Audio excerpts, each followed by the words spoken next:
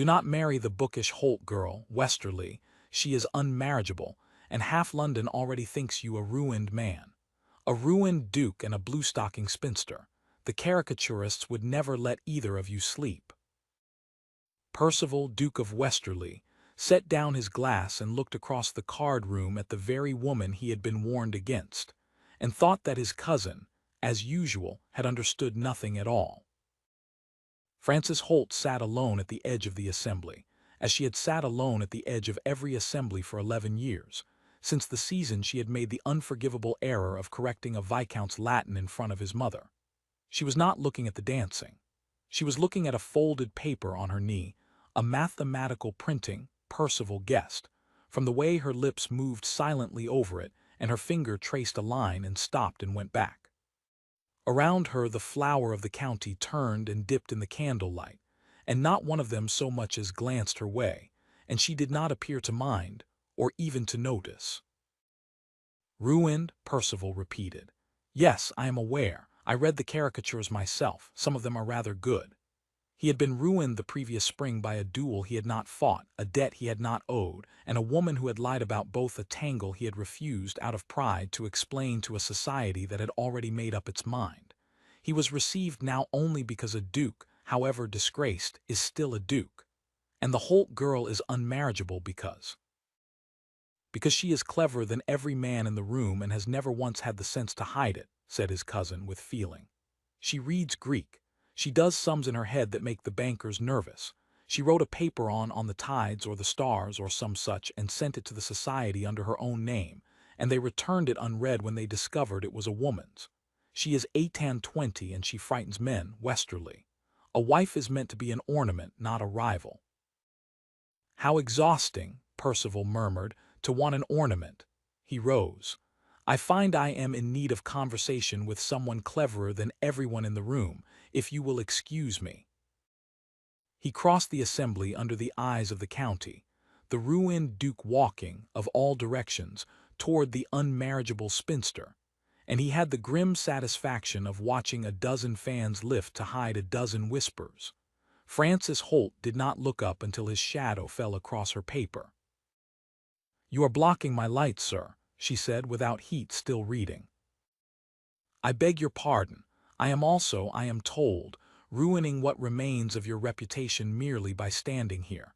It seems a poor bargain for you, the light and the reputation both. Shall I sit and complete the disaster? She looked up then.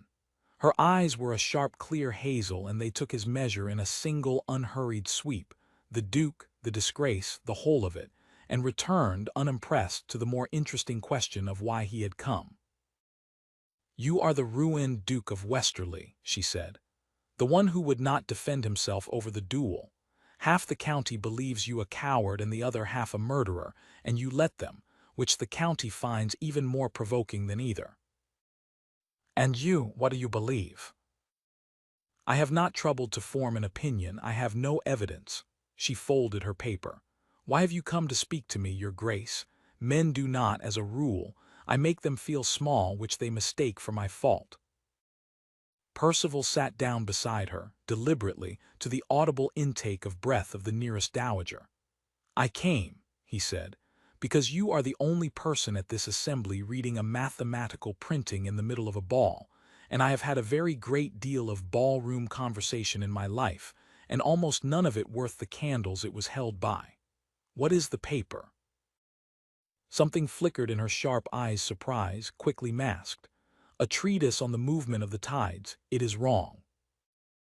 Wrong how? The author has made an error in the third proof. He has assumed the pull of the moon acts alone. It does not.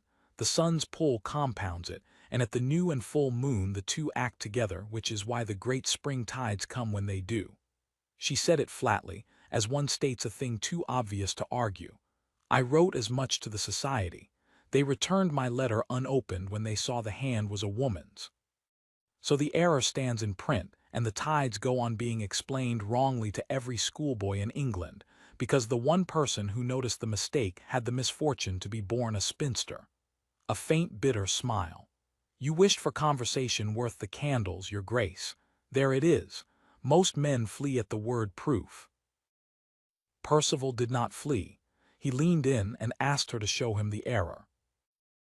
And Francis Holt, who had not been truly listened to at an assembly in 11 years, who had learned to expect the glazing eye and the edged excuse, and the swift retreat, found herself unfolding the paper again and setting the whole of it before a ruined duke, who followed every step of it and understood, and at the crucial line said, "Ah, there, yes, I see it, the sun compounds it, of course," with the plain delight of a man who has been handed something beautiful. They talked until the candles guttered. They talked while the county danced and whispered and at last went home. They talked of tides and of Greek and of the folly of the Royal Society, and Percival, who had thought himself past being surprised by anything, was surprised the whole evening long. He called at the Holt house the following week, which set the county talking again, and he did not care. He found Frances in her father's library, for her father, a mild and impoverished scholar, was the one man alive who had never made her hide her mind, surrounded by borrowed books and sheets of her own close figuring. He came the week after that, and the week after that. He did not bring flowers. He brought problems, a knotty question of the estate's drainage that his stewards could not solve, a dispute over the survey of a boundary that turned on a matter of triangulation. He laid them before her not as a gallantry, but as a man genuinely stuck, and watched her sharp mind take them apart and put them back together working, and found that watching her think was the most pleasant occupation he had ever discovered. "You bring me your estate's difficulties," she observed one afternoon, setting down the drainage calculation solved, "as another man might bring posies. It is either the most insulting courtship in England or the most flattering. I have not decided which." "It is the most honest," Percival said. "A posy dies in a week and tells a woman only that a man thinks her decorative. I bring you my hardest problems because I have discovered that you are the finest mind I have ever encountered, and I would sooner have your judgment on my drains than any other woman's smiles across a ballroom. If that is insulting, Miss Holt, then I am a boor, and I shall have to remain one, for I mean to go on doing it." She was quiet a moment. "They told you not to come near me," she said. "I know they did, a ruined duke and an unmarriageable spinster." "They did. And yet—" "And yet," he agreed, "I find that the two things they hold against us are the two things I most admire. They call me ruined because I would not stoop to defend myself against a lie. I call it keeping my own counsel. They call you unmarriageable because you will not hide your mind to soothe a small man's pride. I call it the only honesty in the room." He leaned forward. "Francis, for 11 years men have looked at your mind and seen a threat. I look at it and see the best thing about you. Do you understand the difference that makes? I do not want an ornament. I have been ornamented at by every hopeful mother in 3 counties, and I would rather be alone forever. I want a partner whose judgment I trust more than my own. I have found her. She is sitting across from me correcting my drainage, and I have no intention of letting the county's opinion, or my own ruin, or your own low estimate of your marriage prospects, talk me out of her." Frances Holt, who had armored herself for 11 years against precisely this, against the hope of it, which had always proved more dangerous than the scorn, felt the armor crack. "You would be marrying beneath you," she said low, "and above your reputation's touch all at once. A poor scholar's clever daughter, past her bloom, laughed at from here to London. It would not mend your ruin, it might deepen it." "Then let it deepen." He said it without a flicker.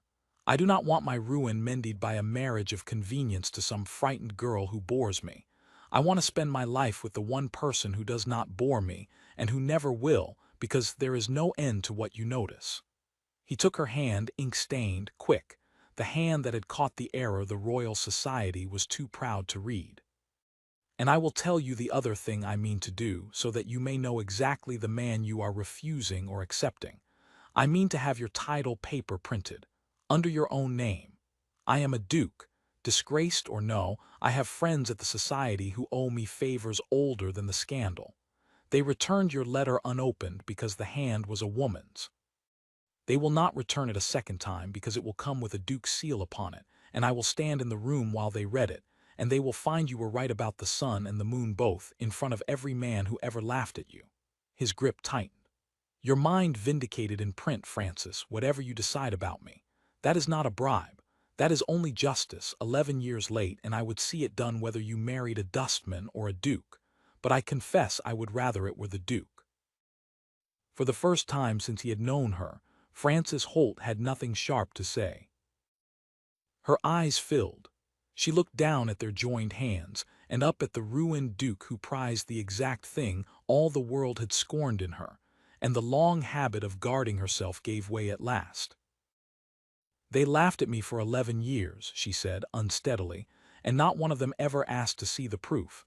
You asked to see the proof the first hour you met me. A wet, disbelieving laugh. You want to marry the tides, Percival. You want to marry the drains and the Greek and the mistake in the third proof. I want to marry the mind that caught the mistake in the third proof, he said. The rest of you I intend to adore as a happy accident. Say yes. Let us be the ruined duke and the unmarriageable bluestocking together, and let the caricaturists do their worst. We shall frame the best of them. Yes, said Francis Holt. Yes, you impossible man, yes. He raised her ink-stained hand and kissed it, and she laughed and wept at once, and her mild scholar father, passing the library door, saw them and quietly withdrew, and went to tell no one at all, and smiled the whole way up the stairs. They were married quietly and scandalized the county exactly as promised, and did not care. And that autumn the Royal Society received a paper on the movement of the tides, correcting an error of long standing in a printed treatise, submitted under the name of the Duchess of Westerly. With it was noted the Duke himself seated in the gallery, watching the faces of the members as they read. The error was acknowledged. The correction was printed. The name of Frances, Duchess of Westerly, appeared in the transactions of the society, the first of many times, for she was only beginning. The county went on whispering for a while, as counties do, and then found other matters, as counties do. But in the library at Westerly, where a ruined duke and an unmarriageable spinster sat across a table strewn with proofs and figures and open books, no one was whispering at all.